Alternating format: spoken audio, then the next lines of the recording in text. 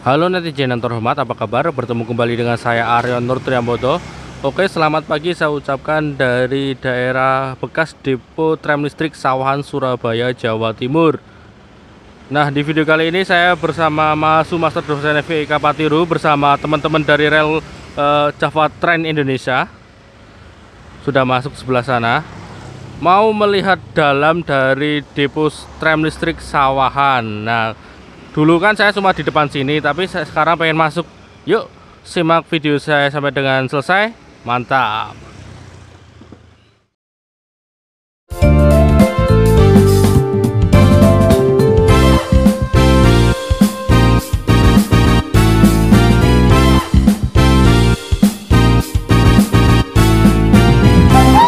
Ini apartemen Tidar di daerah Sawahan. Dan ini teman-teman dari Java Train Indonesia.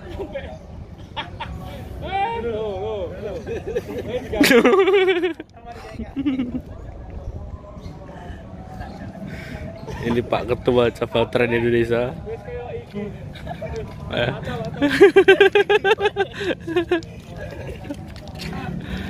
Yuk, lebu lihat di. Hati-hati yo, bangunannya rada-rada piye iki. Yo. Assalamualaikum. Sampeyan iki melu sampeyan nang Solo. Gak to? Gak. Sing sitoke sing melu yo. Sing arek Demak to arek. Arek Kapasan, arek Kapasan iki yo. Endi? Kene. Apa? Lewat endi? Tapi iso ngene Bang. Tapi permisi kan. Nggih. Assalamualaikum. Saiki asete nggon kae to.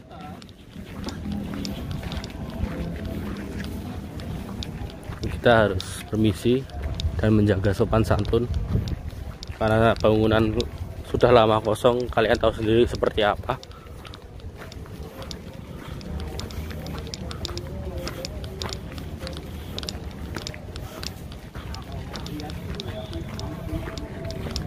Butuh senter nggak? Senter. Pintu baik kan iki wis dipetak nih 1, 2 itu 3. Nah, itu per pintu itu berbicara apa? Iki aman rano wong. Rano. Tapi permisi dulu. Boleh. Assalamualaikum. Permisi. Assalamualaikum. Assalamualaikum. Permisi. Assalamualaikum. Bismillahirrahmanirrahim.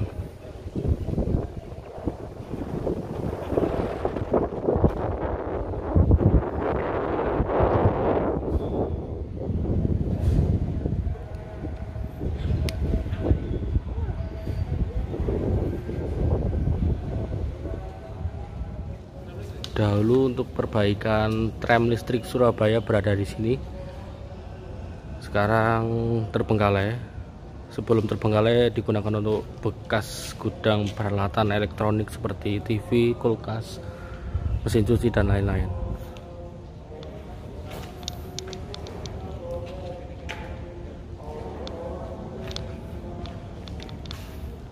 Masuk ke dalam langsung anget ya hawanya ya.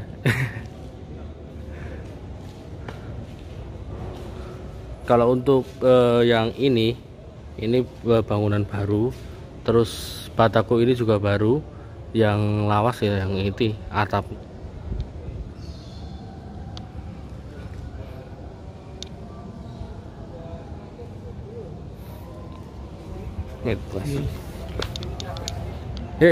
Lambien tram lewat di. Tramnya? Mlebu lewat di. Ini depan sini yo. Lah tembok kabeh kok. Lah kan ditembok semua kalau sekarang. Oh. Kalau sekarang tembok Bekas lawangnya? dulu los. Bekas lawangi sono. Bekas lawang enggak. Nah iki anyar iki, lawang iki anyar. Ini kan buat gudang ekspedisi. Oh. Di sini los dulu, depannya itu los. Los semua ini. Los semua ya, los. Nah ini dulu tembok ini nggak ada ya. Tembok ini nggak ada semua. Cuma ada yang samping ini nih ya, samping ini nih ya, tembok fondasinya ini, kanan kiri pilarnya ini, itu yang tengah-tengah itu, sama yang ada paling iki tengah, tembok anyar iki. Tembok anyar ini, tembok anyar semua. Oh, sing lawas mung pinggir-pinggir to. Oh, alah. Jadi tembok ini baru, terus yang asli dari zaman OJS ini. Udah los, dulu los sudah. Sampingnya itu kayak enggak, sampingnya itu nggak ada ini, sampingnya nggak ada temboknya, udah los. Los bener-bener Los mung iya. pilar-pilar. Pilar tuh depan ini 1 2 salah pilarnya yang tengah itu nggak ada 1 2 pinggir tok, sama belakang pilar itu. Pilar Ana foto bangunan. lawas. Ada foto lawas ya. Minta. Ya nanti bikin. Oke. Yang jero apa foto lawasnya apa? Enggak, dari depan, dari muka sini. Oh. Ada 12 jalur dulu ya. Nah, pantografi berarti yang dhuwur gini. Fotografer iya. Iki asli. Iki. Enggak, tambahan. Oh, tambahan. Tak kira bekas kayak ada rel sini kan ya. kayak peron. Itu ya. Tapi kok ono jubene kok tekan jam menok. Ana aspale barang. Eman tapi ya.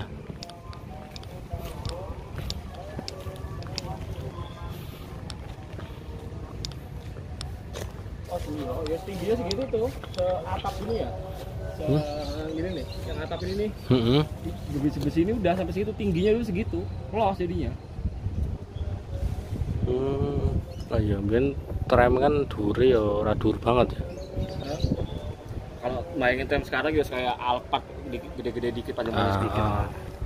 Berarti iki yo anu tambahan iki. Tambahan ini Pondasi kan iki. udah full ditutup kan karena ini apa namanya los-losan modelnya ya wes akhirnya ditutup semua ini karena jadi gudang waktu itu. Oh, kayak apa? Isolatornya iki ono kayak. Kayak isolator ya. Apa fungsinya isolator nih listrik? Main orang merembet ya listriknya ya. Biar ke Penghalang listrik tidak merembet. kemana Nah, kemana-mana merembet bahasa apa? peredam. Oh ya, peredam listrik. Ini juga isolator. Kalau konduktor Tapi atap-atapnya gak asli ya? enggak atap seng ini udah baru semua ya. Oh, model-model. Baru semua cuman yang masih lawas tuh ya rangka-rangka. Kerangkane. Yang tadi kamu lihat di dalam Oh. rangkanya semua baru aslinya Oh. ini seng-seng baru semua. Cuman kayak yang lekuan rangka-rangka di dalam, rangka struktur bangunannya masih yang intinya itu tulang-tulangnya masih asli semua. Kalau cuman seng-seng gini ya wis tahun piro ya udahan ya. Udahan. Ini sing iso masuk sebelah kini tok. Sebelah kono. Belakang kan ada pintunya kan. Kalau mau ngintip sih bisa. Tapi Di sini? semua hampir sama aja kok. Pemandangannya Bentukannya. kayak kamu masuk itu. Oh. Soalnya kan modelnya los ya. Ini modelnya los. Los sudah. Yang area OJS dibangunnya mulai tahun 1921. Apalagi informasi yang bisa dikulik Mahasuma Sedosen VK Pati Jadi tahun 2023 ini udah masuk tahun ke-100 yuk, atau tahunnya 1 abad tram listrik di Surabaya. di Surabaya ya. Bukan di Pulau Jawa. Kalau masih ada. Oh iya kalau Udah dah, yuk lanjut. kalau KRL. Udah deh, lanjut. Nah, ini udah tahun ke 1 abadnya lah, 1 abadnya tram listrik. Cuman tepatnya itu tram listrik pertama kali ada di Surabaya di tanggal 15 Mei 1923. 15 Mei 18 15 Mei 1923. 1923. Dan itu pertama kali diresmikan rutenya itu atau jalurnya landnya itu dari Wonokromo Kota sampai ke JMP. JMP itu singkatan apa? JMP itu Jembatan Merah Plaza. Oh, gitu. jembatan. Biar gampang kalau sekarang ya, tapi kalau dulu namanya Willemsplein.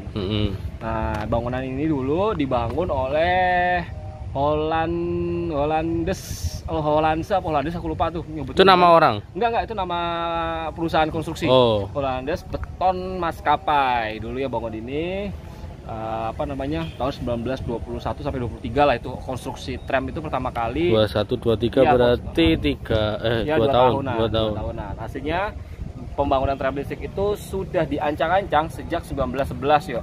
1911. 11, Tapi ya. kenapa 1921? Ya, karena pengurusan izin konsesinya itu yang tarik Ruwet. ulur antara perusahaan sama pemerintah yang berwenang ya. Maksudnya ada Gubernur Jenderal, ada Gemeente atau Pemkot Surabaya waktu itu. Nah, itu cukup rumit di situ. Makanya 10 tahun untuk ngurus berbagai dokumen baru setelah itu udah kelar. Jadi 1921 di Agustus kalau nggak salah. Agustus konstruksi pertama itu dimulai, lalu 1923 itu sudah resmi dijalankan. Dan totalnya sampai 1924 baru full diresmikan. Ya, full beroperasi keliling kota. Full. Beroperasi. Apalagi ya tram listrik itu dulu. Nah, ini depo utamanya tram listrik, Surabaya. perbaikan, bengkel dia semua dipusatkan. Semuanya di sini. Iya, dipusatkan di sini. Untuk traksi listriknya dulu ada sekitar 32 atau 33 unit tram yang bermotor ya, tram yang ada pantografnya itu loh. Pantografnya itu yang buat LAA tuh. Nah, itu ada 32 itu yang tram bermotor, lalu ada 3 yang bentuknya sama kayak tram bermotor itu tapi dia tidak berpenggerak. Terus ya udah ditarik buat rangkaian. Oh, kayak lok dan kereta. Nah, begitulah. Nah, itu ada 3 itu waktu pertama kali di anu itu buatan Hawa Hannover apa gitu, aku lupa tuh. Jerman. Dari Jerman, tapi instrumen listriknya itu ada yang juga yang dibuat dari dari GE, General Electric. General Electric, cuman itu spesifikasinya sama, cuma berbeda di instrumen listriknya aja. Yang di atas tuh yang buat instrumen listriknya yuk kayak LA dan segala macam lah pokoknya tuh. Motor-motor listriknya itu beda, yang juga masing-masing itu juga beda. Kalau yang di GE itu lebih kekuatan horsepower-nya tuh lebih tinggi daripada yang buatan Hawa. Nah, jadi seperti itu. Nah, semuanya Hawa, cuman beda di instrumen listrik aja, karena GE cuma bikin nyumbang 3. Terus lainnya semuanya dibuat sama Hawa itu, Hannover. Apa ya, aku Wagon Leeds, apa ya, gue lupa tuh di Jerman itu. Di ordernya mulai tahun 1921 terus udah operasional ya 1923. Ya begitu, dan operasi tram listrik itu sudah dimulai subuh yuk. Dari subuh itu sudah dimulai dulu Sampai malam sekitar jam 11. Sampai jam 11. Sampai jam 11. Nah, itu untuk tram listrik pertama kali itu setiap 15 menit sekali kedatangannya. Jadi misal kita nunggu di Wonokromo ya, nanti 15 menit. Misalnya kita ketinggalan, nah 15 menit lagi itu datang. Nah, itu kecepatannya berapa? Kecepatannya cuma berkisar 30 km per jam. Di tengah kota. Di tengah kota. Tapi di tahun 1935 itu punya izin lagi dari pemerintah, seiring juga dengan undang-undang yang diterbitkan oleh pemerintah pada waktu itu yang mengizinkan untuk tram ini bisa lari 40 km per jam ya. Nah, itu tapi di jalur bebas ya, bukan jalur yang jadi satu dengan jalan raya. Nah, misalkan kayak di Darmo itu kan jalurnya tengah-tengah kota. Ya bukan, ini kan jalan kembar nih. Nah, itu halte jalur tramnya kan di tengah-tengah kan bebas itu kan ya. Nah, itu bisa dipacu lebih tinggi lagi. Jadi yang dari 15 menit bisa jadi tunggunya cuma 10 menit begitu. Karena ada persaingan dulu sama taksi kan dan segala macam, akhirnya ya dibuatlah seperti itu. Untuk efisiensi waktu. Efisiensi waktu, karena orang kan time is money kalau orang Belanda. Time is money. Not ya, molor-molor. Terus apa lagi ya tentang tram itu ya? Pokoknya ini nah, kalau ada yang nulis di aku pernah salah tuh waktu kita ke Wonokromo kota kan, waktu itu aku belum banyak baca tentang OJS. Ya kan, pernah bilang bahwa di situ ada depo tram listrik, tapi ternyata itu bukan depo tram listrik, itu cuman depo kereta. Depo kereta kan ada depo loko sama depo kereta. Nah, itu depo keretanya buat gerbong tram uap di situ. Nah, semua dipusatkan di sini untuk perbaikan tram listrik, semua dipusatkan di sini. Nggak heran makanya areanya luas sekali. Nah, bersamaan dengan depo tram listrik ini dibangunlah itu beberapa puluhan rumah dinas yang kita bisa lihat itu sekarang masih kesisa, itu yang di depan itu beberapa.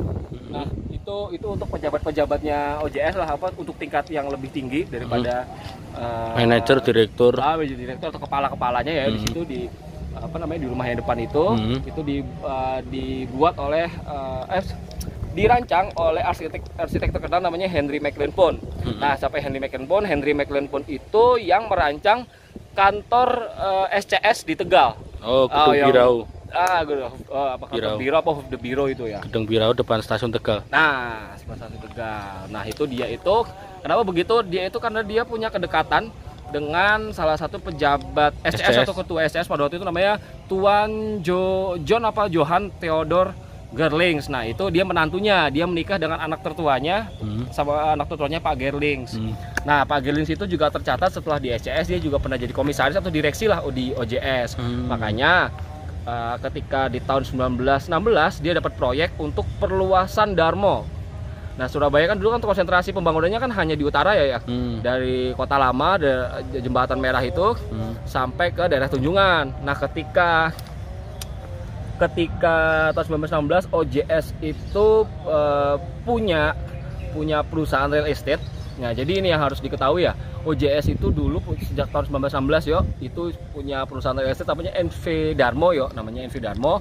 Itu khusus untuk membuat area kawasan Darmo itu yang dahulunya itu akan digunakan sebagai perumahan elit punya perumahan elit untuk ditujukan perluasan kota waktu itu, ya kan. Jadi karena Surabaya ini kan kotanya kan memanjang ke selatan ya, bukan ke barat atau ke timur kan. Jadi yang dikembangkan waktu itu di daerah selatan, yaitu di Darmo. Nah, sekitar beberapa juta hektar lah itulah, sekian situ, ya itu yang bangun OJS tuh, mulai dari Darmo, Diponegoro dan segala macam itu OJS. Termasuk Dinoyo. Termasuk Dinoyo ya kan, Darmo, Dinoyo segala macam itu kan punya OJS itu tanahnya. Kemudian ketika itu sudah jadi, rumah-rumah itu dia dijual, real estate itu dijual ke orang-orang, rumah-rumah itu loh yo. Jadi dia jadi developer kan. Nah, keuntungannya dari OJS ketika dia bangun Darmo itu, Darmo Boulevard dan segala macam area-area itu. Nah, itu dia bisa ngerancang juga tram itu melewati Darmo. Nah, jadi kayak orang jualan properti lah zaman sekarang ya. Daerah elit itu ada mallnya, ada apa segala macam. Nah, itu disediakan juga transportasinya oleh OJS pada waktu itu. Ada tram listrik itu lewat Darmo, terus ada tram UAP juga lewat Diponegoro. Nah, itu yang bikin harga-harga tanah juga itu mahal dan laku di daerah Darmo. Nah, pada waktu itu nih ada cerita menarik juga tentang OJS. Pada waktu itu tahu kebun binatang Surabaya kan, atau Bonbin? Nah, Bonbin itu dahulunya bukan di situ letaknya Di mana? Kalau nggak salah itu di daerah Keputran atau apa di Giling, seingatku ya. Awalnya di situ. Nah, kemudian itu di tahun 1921 OJS itu juga akhirnya itu menawarkan lah sebidang tanah dekat Wonokromo Kota stasiunnya yang jadi Bonbin sekarang itu. Nah, itu ditawarkan ke pihak kebun binatang itu. Nah, akhirnya ada kebun binatang situ. Nah, ini kan jadi satu yang menarik kan, kawasan itu kan ada perumahan elit, ada kebun binatang, ada stasiunnya. Nah, itu jadi sesuatu yang menarik, jadi itu cukup laku pada waktu itu ya. Nah, perusahaan itu kemudian iklan. Nah, NV Darmo itu kemudian di likuidasi tahun 1920 ya. Jadinya awalnya berdiri sendiri di bawahnya OJS. Yang 1920 dilikuidasi, dilebur lagi. Udah dari 1920 udah. Aduh, bentar ya. Angin. Yo. Nah, itu jadi di Darmo itu kalau siapa yang mengembangkan kawasan Darmo yaitu OJS, Osjava Sumter Maskapai, melalui anak perusahaannya itu namanya NV Darmo. Nah, tahun 1916 itu didirikan, 1920 sudah nggak ada. Jadi OJS bikin tram, bikin perumahan, ya itu jadi satu itu di Darmo itu. Nah, itu mulainya kapan? Tahun 1916 sampai 1920 lah, itu mulai digagas. Makanya Henry McLean nih, tadi ada hubungan sama Henry McLean. Henry McLean itu yang merancang tata letaknya itu ya Darmo ini. Jadi tramnya lewat tengah kota, lewat tengah Darmo, lalu rumahnya itu diberikan di mana. Nah, itu penataannya itu Henry McLean. Karena salah satunya mertuanya ketika itu sudah menjadi direksinya OJS. Nah, itu ada ininya, ada apa ya kalau kita bilang ya, ada pengaruhnya lah, dia jadi menantunya direksi perusahaan. Nah, selain memang Henry McLean ini berbakat ya, bagus bagus ininya yuk. Bagus karyanya bagusnya, sudah terbukti sama di kantor SCS tuh. Nah, hubungannya sama daerah sawah ini juga. Dia itu bikin rumah pegawai khusus pribumi yuk, itu sejumlah totalnya itu ya, kalau rumah direksi di depan ini sama rumah pegawai itu sekitar 50 rumah. 50 rumah. Nah, untuk yang rumah pegawai itu dibikinnya dari bambu yuk. Dari gede-gede gitu, karena pada waktu itu katanya itu yang tertulis di literatur yang aku baca, bahwa pada waktu itu kayu itu masih cukup sulit atau ya mungkin juga bisa mahal ya. Terus akhirnya pakai bambu, terus sanitasinya itu ya kayak toiletnya itu dibikin untuk rame-rame, jadi toiletnya di luar. Nah, rumahnya gede. Nanti kita lihat ya area perumahannya pribumi itu masih ada, tapi perumahannya sudah tidak ada. Rumahnya yang asli sudah tidak ada karena banyak dirombak. Karena ketika aku ke situ itu orang-orang bilang bahwa itu rumahnya modelnya kayak kandang. Ya kan, rumahnya dari gede kan. Nah, itu untuk kelas pribumi. Nah, itu dulu namanya itu kalau nggak salah tuh ada Gang Remis atau apa itu loh ya, Gang Remis 1, Remis 2, Remis 3. Nah, sekarang itu tahun 1950, sejak tahun 1950 kemudian Gang Remis itu berubah menjadi Gang Sawahan DKA 1, 2, 3 dan selanjutnya. Nah, itu letaknya di sebelah barat sebelah timur dari depo sawahan. Jadi seperti itu. Tapi juga ada beberapa yang tinggal di Wonokromo Kota atau Joyoboyo. Termasuk yang apa yang sekarang viral itu rumah hantu Darmo itu termasuk Bukan, rumah hantu Darmo oh, itu cuma bukan. nyatut nama Darmo toh, Oh, tapi nyatut daerahnya nama. Darmo satelit sana di daerah beda ya. barat Surabaya. Kirain Jauh. termasuk kompleknya itu JS. Enggak, kalau zaman Belanda di Surabaya itu ada sebutannya itu memang kayak rumah hantu, tapi itu lebih tepatnya itu kayaknya iya benar sih, gedung hantu lah, apa spookhuis lah kalau bahasa Belanda itu. Rumah hantu. Ya itu di Pasar Kembang itu. Gedung setan lah kalau orang Surabaya bilang. Jadi seperti itu. Karena dulu rumahnya itu nggak tahu kenapa itu di gedung setan, tapi sekitar situ dulu pemakaman Cina. Pemakaman Cina. Bong. Ya, bong Cina. Terus nah, kalau ngomongin bong Cina nih, bong Cina itu ketika OJS bikin jalur tram uap yang baru ya, dari Diponegoro lewat Pasar Kembang ke Pasar Turi sampai ke Kebonrojo yang kita udah susulin kemarin itu. Nah, waktu di Pasar Kembang mereka itu juga kesulitan untuk membebaskan pemakaman Cina. Pemakaman Cina. Nah, di literatur yang aku baca, pemakaman Cina itu yang bisa dibebaskan oleh JS itu cuma satu makam yang dibebaskan, tapi harganya sampai 3.000 gulden. Mahal banget. Berapa rupiah? Waduh, kalau di kurs itu mungkin bisa ratusan juta ya. Satu makam, satu mayat. Iya, karena ya 3.000 gulden itu mahal banget ya. Kamu tahu harga lokomotif OJS itu kisarannya itu sekitar 3.000 sampai 4.000 gulden. Jadi mindahin makam itu sama kayak beli loko satu. Benar. Di luar ongkos kirim ya lokomotifnya itu belinya. Terus gimana solusinya? Nah, akhirnya tetap. Makan di literatur yang aku baca itu lebih baik itu memberikan sejumlah uang untuk untuk orang Tionghoa itu, orang Cina itu yang hidup, untuk dia berkeliling dunia daripada harus mindahin makamnya yang lebih ribet. Terus ya udah begitu akhirnya dibikin kayak gitu lah, kayak bikin anekdot atau sindiran seperti itu di literatur yang aku baca. Terus areanya lewati? Areanya akhirnya kan dia dibebaskan kan dengan sejumlah dana itu 3.000 gulden, akhirnya dipindahkan, direlokasi. Terus akhirnya relnya tetap lewat situ. Enggak, berarti 3.000 gulden diberikan ke keluarganya yang meninggal? Iya, ahli waris. Oh, bukan ke mayatnya? Ya enggak. Ya seperti itulah pokoknya. Nah ini pokoknya nanti insya Allah nanti ada acara kecil-kecilan lah buat ini, aku sama teman-teman mau bikin 100 tahun tram listrik. Di mana? Di Surabaya lah, di sini. Purworejo. Ya enggak lah, maksudnya dia di kota Surabaya. Kirain mau bersih-bersih tempat ini. Enggak lah. Yang lebih edukatif lah daripada bersih-bersih. Kalau bersih-bersih ngajak-ngajak teman-teman Javatren juga paling ya IRPS dong. Mikir enggak, pasti mau. Sama IRPS? Enggak tahu lah kalau IRPS. Lagi sibuk dengan proyeknya kan. Yang lain belum mikir yang gini. Tapi kan ini termasuk bangunan sejarah di Surabaya kan Mas Eman kalau terbengkalai seperti ini. Ya biarin lah urusannya KAI aja. Itu masih mau, mungkin ada yang mau nyewa. Nah bersihin dulu sama di Rukiah. Ya pokoknya inilah, pokoknya bangunan bersejarah semoga nggak hilang lah di telah zaman lah. Karena cuman ini aja yang bisa dilihat secara konstruksinya masih utuh untuk peninggalan tram listrik ya, selain ada tiang-tiang sama relnya itu yang di tengah kota.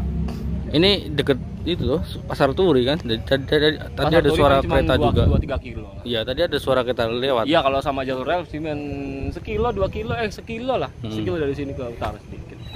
Jadi ya gitu aja deh. Kita lanjutin explore lagi. Kemana? Teman-teman Javatren udah pada ngantuk denger dongeng. Ono sing kepleset bareng. Oh iya, jadi anak ini dia, jadi anak art tuh. Kayak lukis tuh banyak cat tadi.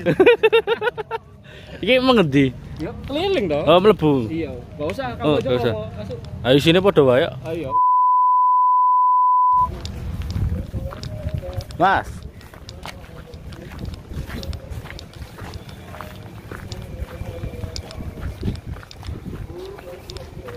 Tengah kota kosong. Piye iki Mas? Hah? Tengah kota kosong. Tengah kota? Lha iki tengah kota kosong kayak gini. Mau disewakan sih, lagi nganggur nih. Lumayan cuan. Iya dong. Apanya gede kayak gini.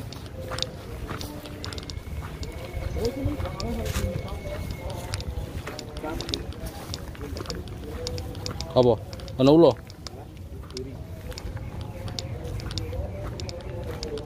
Lah iso ngintip. Iki apa iki? Aku masih belum tahu kalau ini fungsinya apa ya, cuman di foto lawang skenanya OJS ini belum ada. Nggak tahu nih kemungkinan dibangunnya di era-era DKA mungkin ya untuk apa namanya rumah trafo atau untuk listrik segala macam. Nah di dalamnya ini pernah jadi gudang juga. Atapnya udah ambruk. Pulau. Wih, sampah toy. Rungkat, Mas. Rungkat ente-entean. Tapi modelnya kayak rada lawas-lawas sih. Iya.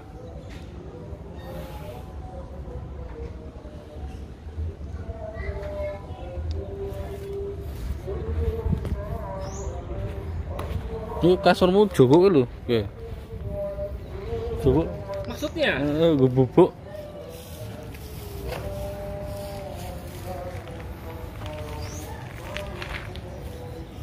Udah? Nah sini bangunan ini yuk, nih bangunan ini terus ke samping ini kan harus ada ininya, masih ada fondasinya tuh. Oh. Nah, ambruk seketika. Kenapa? Gak tahu, pura-pura ambruk. Pura-pura ambruk ya wes. Dia termakan zaman berarti. Waktu nih. Ini di mana? Wih, ini lihat area bekas kampung atau kompleknya ini pegawai pribumi OJS. Oke, yuk.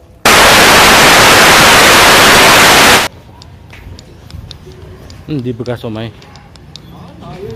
Kompleknya ini jadi rumah masing kawasan kita. Oh. Bekas apa? Perumahan pegawai depo sawahan khusus untuk orang Indonesia alias pribumi. Ini dulu rumah-rumahnya kan ini ya bukan kecil.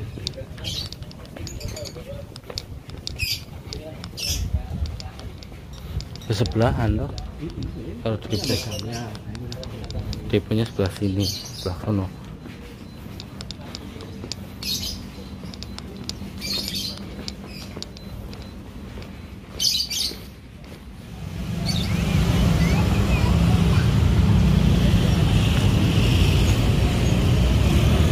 Untuk depo sawahnya itu bangunan itu.